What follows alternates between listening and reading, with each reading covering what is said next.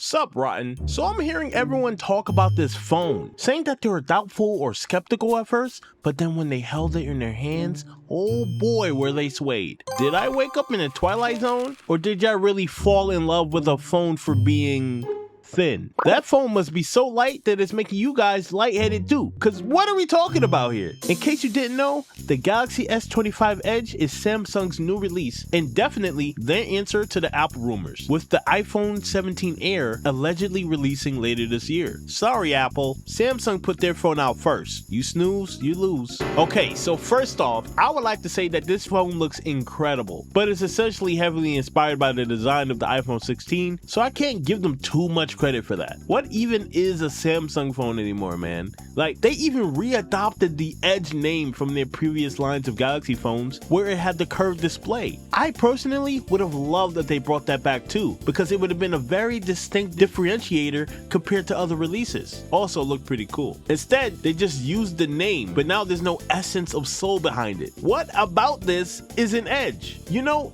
you could have just said fuck it and called it the Samsung Galaxy S25 Air and did the funniest thing ever. But we can't even have that.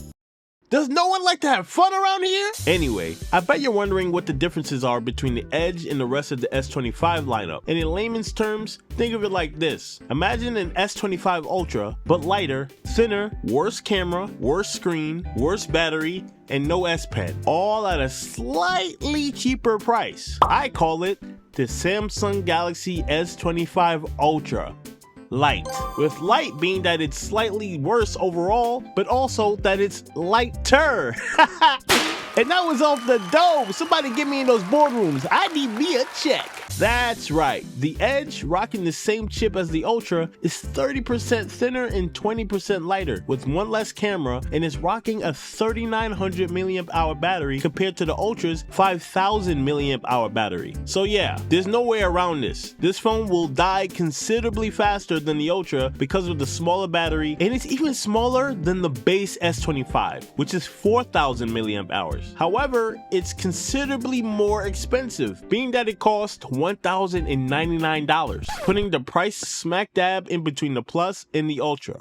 Bruh. Now my question is, who is this for? You're paying near Ultra prices for less. Why? Because it's thin? Who asked for that? Bro, everything's thin now, and so is my patience. Who would want to spend almost the same amount of money as the Ultra, but with fewer features and a considerably worse battery? How do you justify that? Is the thinness really worth it that much? I mean, it's technically not even their thinnest phone, which their Galaxy Fold still takes the crown for. Also, phones in general are just kind of thin anyway. Are we getting to the point in society where we want our phones to be thin again?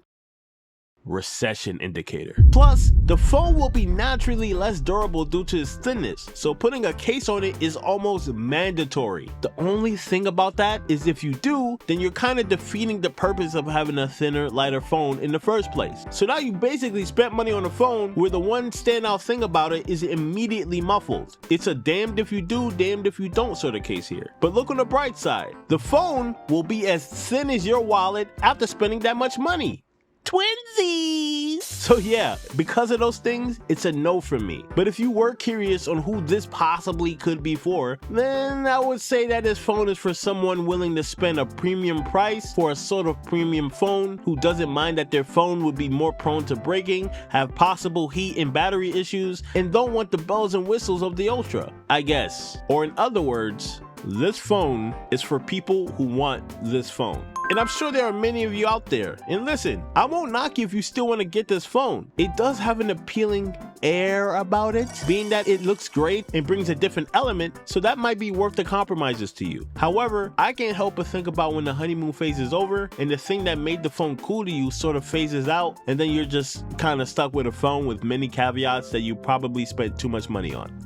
Something to think about. In Samsung, I like the phones you make, I do. But how about we veer away from Apple's direction and go back to being actually innovative? Okay, hear me out. How about you drop a thicker phone instead with a way bigger battery? Then you can even call it the Samsung Galaxy Mass. See how cool that sounds? I'm 2 for 2 right now. Get me in those boardrooms stat. How do you feel about the Samsung Galaxy S25 Edge? Let me know in the comments. And if you would like early access to Ryan Apple videos long before the public gets to see them, or even a little custom avatar to go along with your name, feel free to support me on Patreon along with my Ryan and Ryan Pro subscribers, Vasco, Francisco Beck, Sour Kiri, Daniel, Clacius, Carbon Ranger, and Miss Game. Thank you for all the support as it keeps me dropping videos consistently, and thank you viewers for watching. If you want to see more of me, you know what to do. Then phone this, then phone that. I feel like this is a turning point in society where I feel like we won't stop until our phones are literally non-existent the moment you turn them to the side. What a sad world we live in, man.